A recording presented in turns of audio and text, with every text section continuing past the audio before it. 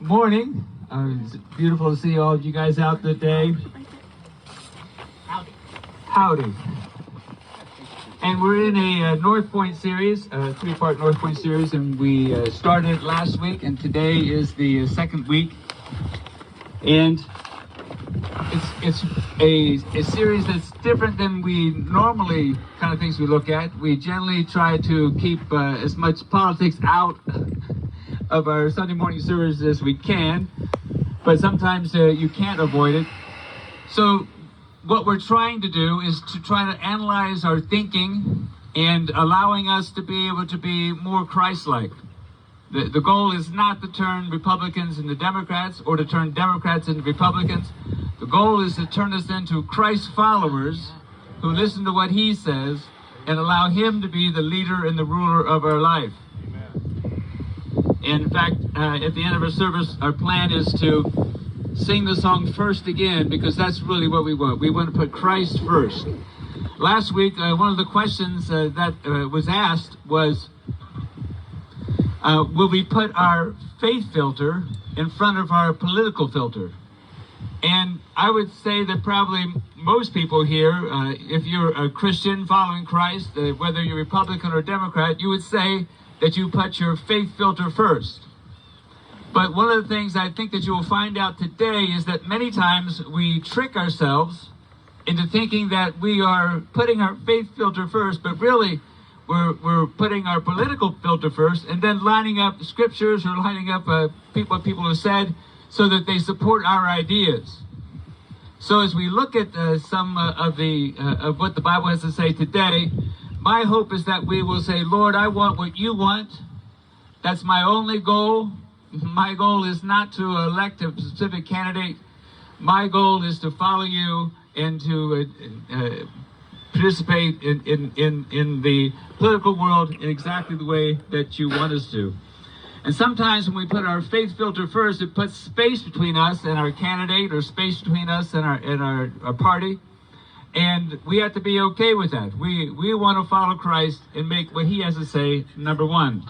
So you'll notice the first box, it says disagree politically, love unconditionally, and pray for unity. And I think we're pretty good at disagreeing politically.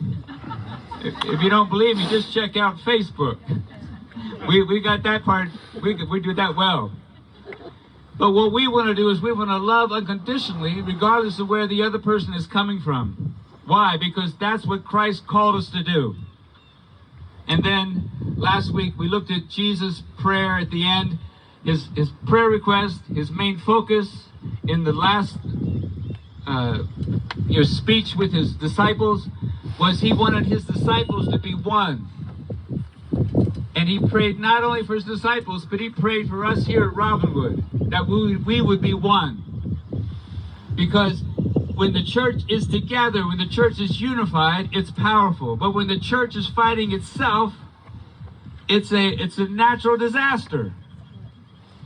And how can we show the world how to love when we can't even love ourselves?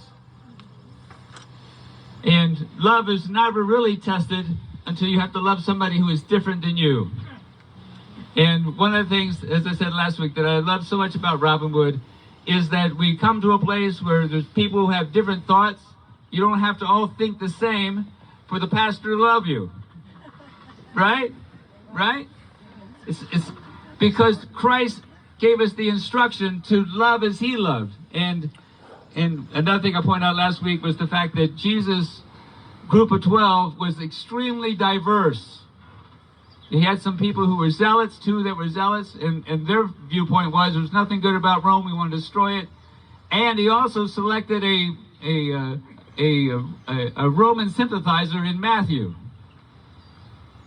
And he had them all together, and he was teaching them about love in times of differences, and such a beautiful example that was demonstrated.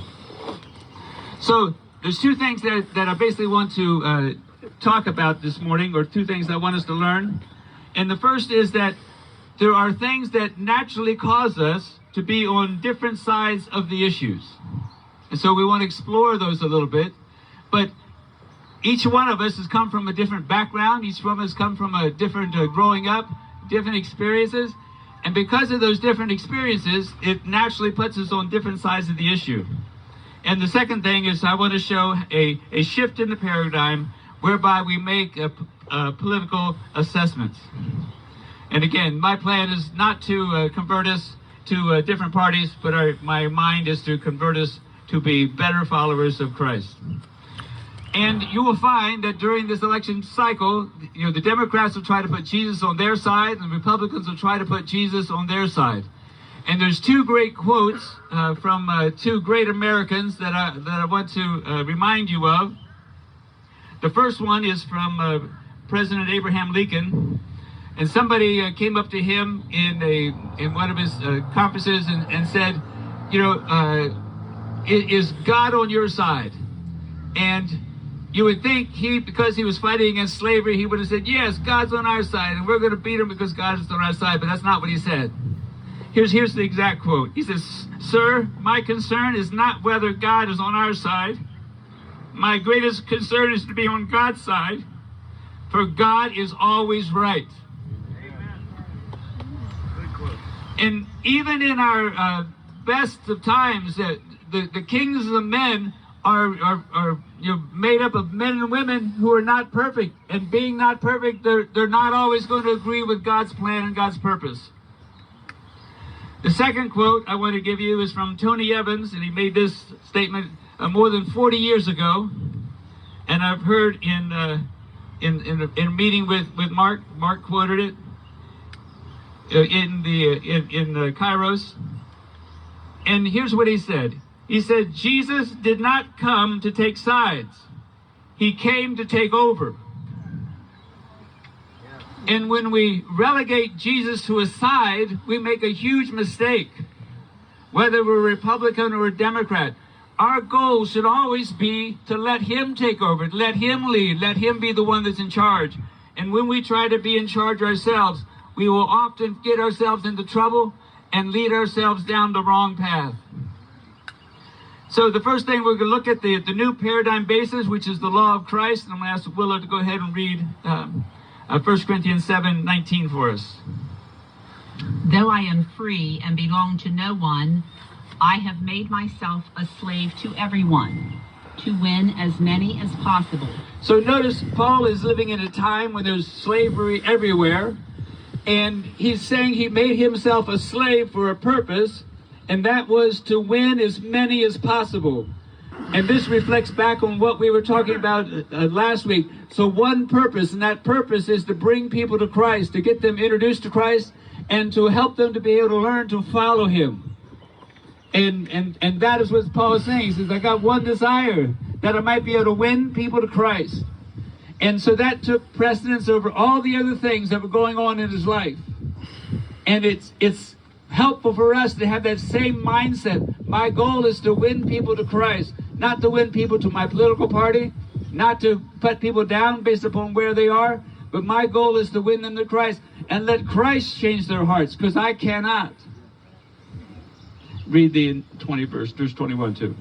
To those not having the law, I became like one not having the law, though I am not free from God's law, but am under Christ's law, so as to win those not having the law.